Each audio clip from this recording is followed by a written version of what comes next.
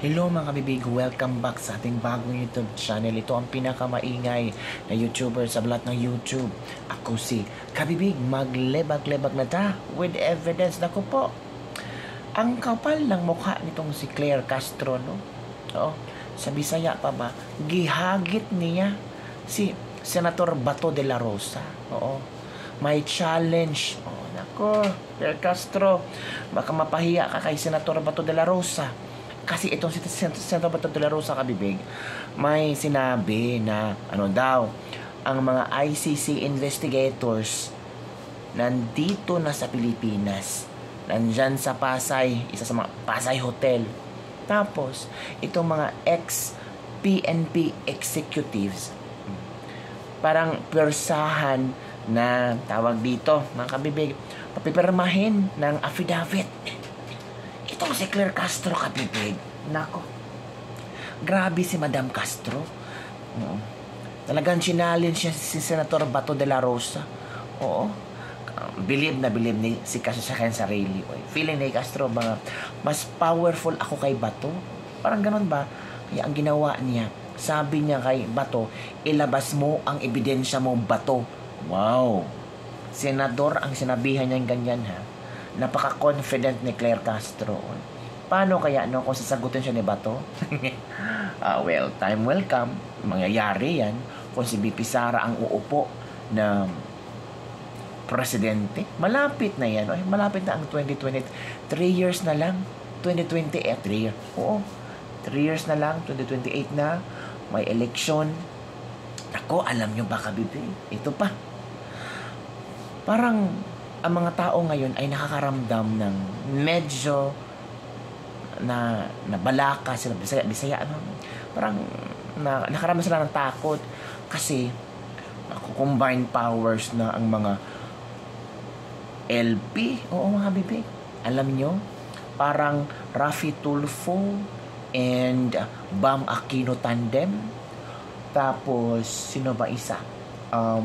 Si Kiko Pangilinan, maybe Risa Hontiveros. So madami palang tatakbong presidente at vice presidente sa 2028 para lang talaga hindi manalo si BP Sara. So mga Unipink is lalabas na. So ito muna ang video ni Claire Castro na parang nanghahamon siya kay Senator Bato de la Rosa. Senator Bato de la Rosa, sagutin mo ito si Claire Castro. Para tumahimik na to ba? Well, trabaho naman yun ni Claire Castro. Panoorin nyo, kabibig. Kaming impormasyon, hindi namin napag-uusapan yan. Although, syempre nakita ko na yan sa balita, di ba? Pero hindi ba dapat siya yung magpakita ng ebidensya na nandito? At bakit naman papaalisin ng Pangulo yung ICC? I mean, anong dahilan? Diba sinasabi niya, may nagpipilit or may namumuwersa, tama ba ako? May nagpipilit na gumawa ng affidavit, yung ibang mga uniformed personnel, tama ba? Tama ba ako? Parang may nabalitaan akong may nagpipilit nga raw po. Oo. Di ba kung may nagpipilit, well, senador ka naman, dati ka namang PNP chief, di gumawa ka na, pagawain mo na sila ng mga affidavit para magamit mong ebidensya. Diba? Sa akin lang naman na, total, it concerns him. At personal yun sa kanya. O di, gumawa na siya ng paraan para mapakita niya itong sinasabi niya ganito. Kaya nga, kabibig, well, anong talaga, pag nasa posisyon, confident talaga ang taong ito. Ay, ito pa ang bago, mga kabibig, ha? News update ito na dapat yung malaman. Official na ang Unipink. Opo, sino ba ang nag-official nito? Si Martin Romualdez. Ito, balita to, ha. Majority members of the Liberal Party have officially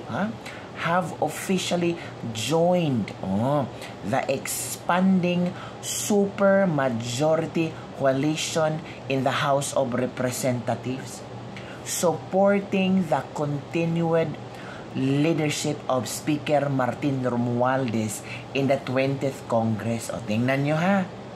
Ang mga kongresista na mga liberal, mga kakamping, mga dilawan, talagang susuportahan nila si Martin Romualdez para magiging House Speaker sa 20th Congress. So, kita nyo na ang pattern, no? Kita nyo na ang pattern, di ba? Talagang full force na si Martin Romualdez para siya ang maging speaker pa rin. Natakot na si Martin. Kasi ang pangalan ni Pulong Duterte parang namamayagpag na posibleng maging House Speaker. So para forever si Martin na maging House Speaker, kailangan niyang maging tuta ang mga Liberal Party congressman. Ito pa, bringing the total number of formal signatories to 278 of 885 House members who have expressed their backing. Nagpa-back up na si Martin. 278 ha? Out of 285. Wow! So, feeling ngayon ni Martin na ako na ang mananalo. Yung si Congressman Toby Tiangco, wala na yan. Si Pulong, wala na yan. Kasi Liberal Party ang nasa aking kamay. Pwede ko silang pasayawin sa aking kamay. Ano kaya ang promises ni Martin Romualdez, no? More budget, more ayuda, more milyones. Ito pa, Deputy Speaker David J.J. Suarez of Quezon said na this development cements the broadening consensus across party lines that the Speaker Romualdez remains the most unifying. The most unifying daw si Martin. Competent. Wow, competent. Dahil sa ayuda, competent na. An effective choice to lead the chamber during the crucial second half of Marcos administration. Ito pa, as of today, 285 House members have expressed support of Speaker Romualdez, with 278 lawmakers have already signed formal declarations, including 4 out of 6 members of the LP who are now part of a larger movement for legislative continuity and national stability. Itong si Marcos ba at Romualdez, mahilig sa continuity, no? Di ba nabudol si Pangulo Duterte dyan? Si BP Sara nabudol kasi sinabihan siya ni BBM na, wag kang mag-alala, continuity, lahat ng programa ng ama mo, national stability. Ngayon, naipagpatuloy ba? Hindi.